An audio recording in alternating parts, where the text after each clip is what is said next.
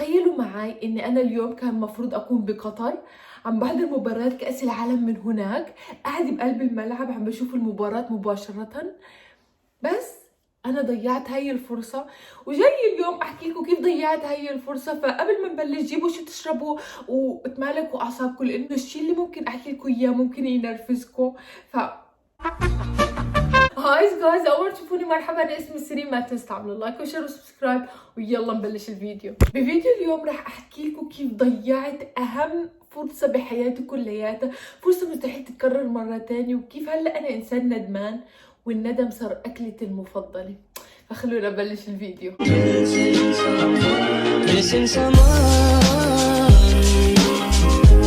القصة كلياتها بلشت من فيديو على التيك توك، وبشهر 4 تحديدا كنت عم بقلب على التيك توك، عم بحضر فيديوهات زي العادي.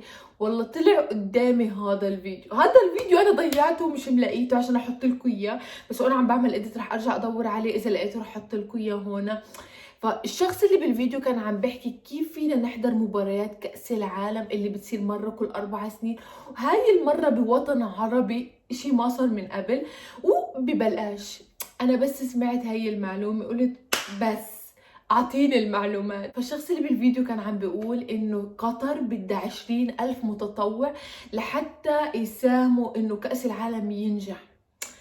قديش نسبة اني اكون واحد من هدول ال20,000؟ صفر. مع هيك خلص الفيديو، فتت على الويب سايت اللي هو كان حاطه، عبيت الابليكيشن بنفس الساعة وبعت الطلب اللي لإلي. وقتها بعتولي ايميل اني انا خلصت اول خطوة واللي هي تعبئة الطلب، وكانت تحديدا ب 18/4. ب 28/4 بعتولي انه انا خلصت المرحلة الاولى وهلا صار وقت المرحلة الثانية او الستب الثاني، واللي هي كانت عبارة عن زي جيم او لعبة بعتونا فيها معلومات اكتر عن ال8 ملاعب اللي رح تصير فيها مباريات كأس العالم، ومثلا مواقف كيف ممكن تكون ردة فعلكم. واحدة من الألعاب كانت كيف تعرفوا التيكت المزيفة من التيكت الحقيقية. اللعبة الثانية كانت تفوتوا الطابة بقلب الجول. موقف صار 2 كانوا عم بتخانقوا، كيف ممكن تكون ردة فعلكم.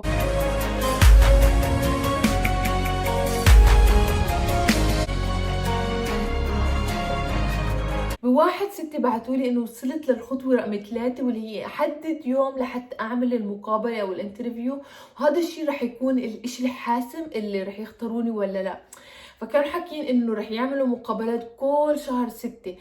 فانا هذاك الشهر كان عندي امتحانات فاينل باخر الشهر، فانا حكيت انه خليني اختار يوم باول الشهر لانه باخر الشهر رح اكون معجوقة. ففتت عشان احدد هذاك اليوم، والله طلع كل الايام فل، كلياتها معبى، مع انه اول ما بعتولي الايميل دغري فتت عشان اعبيها. فاليوم الوحيد اللي لقيته فاضي هو 20/6.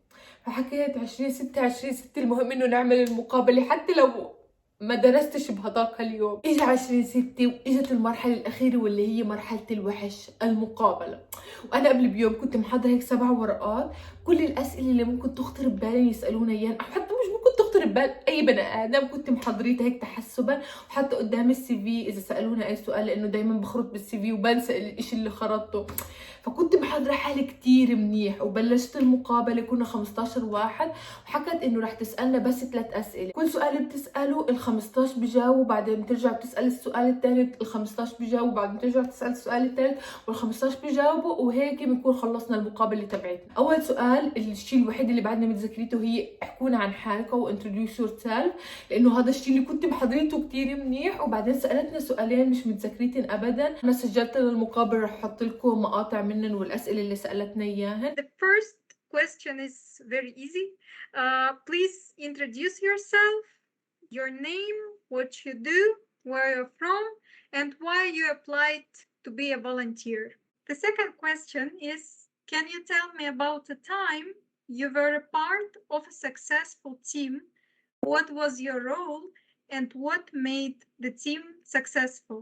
The third question is, can you tell me about a time you believe you received or delivered excellent customer service. خرط بهذاك اليوم الثقة بالنفس اللي كانت عندي. أنا كنت مفجوعة من نفسي، هاي أنا اللي عم بحكي، بس عملت بالمقابل كتير منيح، وكنت عم بشوف ردات الفعل تبعيتي إنه كانت إنه جيدة.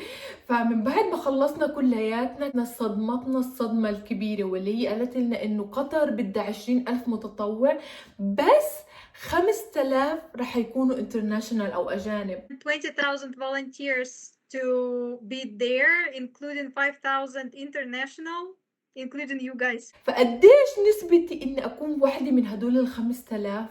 0. فحكت لنا انه رح نعرف النتيجة تبعيتنا بنص شهر 7، واجا شهر 7 ومرق نص 7 وخلص شهر 7 وانا ما سمعت منن ولا اشي. والموضوع كان كتير محبط، لانه انا عملت كتير منيح بالانترفيو وواثقة من الفوز. فانه يعني هني اصلا ما ردوا انه انا انرفضت، ما ردوا ابدا. كل يوم زي فرد الصلاة افوت على الموقع واعمل ريفرش انه اي ابديت بس احكوا لي شيء. فاخر شيء خلص فقدت الامل انه خلص ما رح يقبلوني. يعني انا اصلا ما بعرف ليه كنت منصدمه، انه انا عارفه انه نسبه ان اللي يقبلوني 0%. فبنهار 1/8 كنت عم بقلب بالانستغرام. تخيلوا انستغرام، انا بني ادم بآمن بالرسائل الربانيه، شيء ربنا يعني فرجاكي اياه مستحيل يكون بدون سبب، يعني رح يكون في سبب لهذا الاشي. تخيلوا عم بقلب بالانستغرام ولا لقيت دعاية لامازون للوظائف، فعم بفوت كنوع من الفضول انه حاطين دعاية بالانستغرام، فلقيت وظيفة بالمدينة اللي أنا ساكنة فيها. ما بدن أي نوع خبرة، ما بدن ولا أي لغة، المعاش مغري، يعني كل إشي كان عم بقول لي إنه خلص روحي قدمي، لأنه اوريدي ما رح تنقبلي هناك، فخلص قدمي على هذا الإشي. ففتت على الموقع بس كتبت اسمي وطلعت، قلت لا لا لا خليني أصبر شوي. حرفيا من 1 الشهر ل2 الشهر كل ساعه يبعثوا لي ايميل يقولوا لي انت ما عبيتي الابلكيشن، عبي الابلكيشن، يدقوا لي على التليفون يقولوا لي انت ما خلصتي الابلكيشن، عبيه.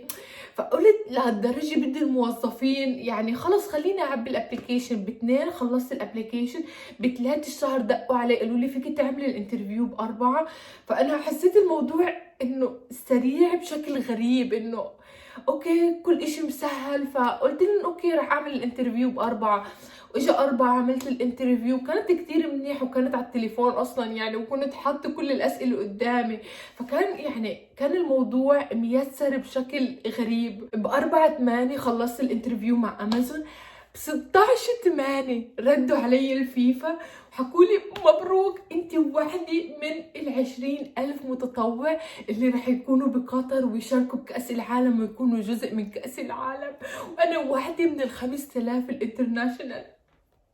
تعرفوا هذاك اليوم انا حرفيا كنت طايره من الفرحه، وكانوا كاتبين لي انه معي بس 5 ايام لحتى اقبل العرض او ارفضه. ارفض مين؟ فتت بنفس الدقيقه على الموقع وقبلت، حتى قبل ما اعرف شو الشيء اللي رح اعمله هناك او شو الوظيفه تبعيتي. بعد ما قبلت قعدت اقرا انه شو الاشي اللي رح اعمله هناك، ولا حكي لي انه الجوب تايتل هو بروتوكول فولنتير بملعب اسمه لوسيال. فانا ما عندي ادنى فكره عن الملعب، ما عندي ادنى فكره عن البروتوكول فولنتير. فحكي لي البروتوكول فولنتير هو شخص مسؤول عن الفي اي بي والفيري فيري امبورتنت بيبل. رح اكون معاهم بالملعب، رح اكون معاهم بالمطار اول ما يجوا، رح اكون معاهم بالاوتيل، رح اكون معاهم وهن نايمين وهن عم باكلوا وهن عم بشربوا. كل الناس المهمين انا رح استقبلن، انا رح اكون معاهن، رح احضر المباريات معاهن. بنهار 17/8 بشوف رفيقتي بالصدفة بالطريق، وهي البنت تحديدا لو بنتفق انه نلتقي ما بتزبط، فانه كان اشي كتير غريب اني اشوفها بالصدفة وهي بتشتغل بامازون. فعم بحكي لها انه كيف الشغل وكيف كل اشي، ولا بتقول لي انه امازون لانه حبوا شغلها كتير فمددوا له عقدة لسنة، وهي زي حالاتي هذا الفصل اخر فصل لإلها، والفصل الجاي رح تعمل الثيسز او الرسالة. فانه كتير منيح انه تعمل علاقات مع انه الشركة هاي، لانه ما عندها خبره من قبل وما عندها لغه المانيه. فحتى انه السنه اللي رح تدور فيها على شغل ما بحاجه تنطرها، لانه اوريدي رح تشتغل معاهن. ووضعها زي وضعي، انا ما عندي خبره، ما عندي لغه، وهي الفصل اخر فصل لإلي وراح ابلش بالثيسز. فحسيت انه هاي كانت خلص رساله واضحه من ربنا انه خلص روحي على امازون واشتغلي بامازون وبلاش ما تروحي على قطر. بس بعد بيومين بالضبط بيبعتوا لي الفيفا انه احنا ممكن ندبر لكم مكان للاقامه. هلا وقت الانترفيو قالوا لنا انه احنا مسؤولين عن كل شيء، الاكل، الشرب، تكت الطياره، حتى احنا لازم نلاقي مكان لحتى نسكن فيه. فرجعوا غيروا رأيهم وحكوا انه هن رح يأمنونا مكان للإقامة. فانه كانت عم تتسهل من الجهتين، عم تتسهل مع امازون، عم تتسهل مع الفيفا. فانا صرت ضايعه، بطلت اعرف طب انه وين اروح هلا، شو لازم اعمل، يعني هون ولا هون. ب2/9 بعثوا لنا لينك ليوتيوب، كان عاملين بث زي اورينتيشن ايفنت بس للفولنتير، كان عم بيحكوا لنا فيه عن اكثر عن التطوع اللي رح نعمله، الاواعي اللي رح نلبسها. كمان صورت البث، رح احط لكم مقاطع منه. Volunteers of the world, welcome to Lusail Stadium. You are the beating heart of the FIFA World Cup Qatar 2022. And now, ladies and gentlemen, it's time to unveil the Volunteers uniform.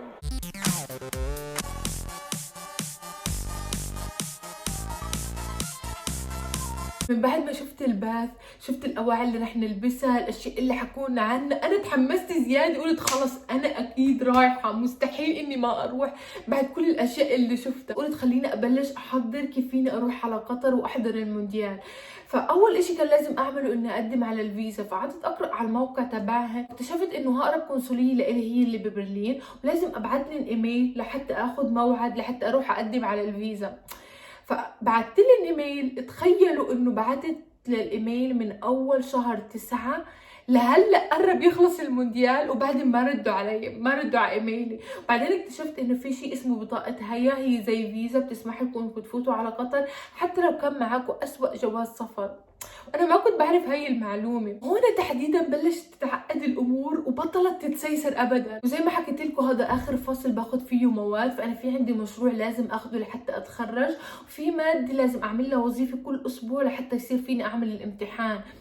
فكنت عم بحسبها اذا رحت على قطر ما رح يكون عندي هذا الوقت لحتى اخلص هدول المواد، لانه خلص يعني انا بلطت بالجامعه، يعني حتى انا زهقت وصار بدي اتخرج. حتى بس احكي مع ابوي بقول لي بعدك ما تخرجتي. فانه كنت واقعه بين اني اخلص هدول المواد اللي علي واتخرج، او اني اروح واستمتع واجل هدول المواد لفصل تاني. في ظل المعمعة اللي شغاله جواتي بحكوني امازون وبقولوا لي فيك ب26 تيجي توقع العقد عشان تبلشي شغل معانا.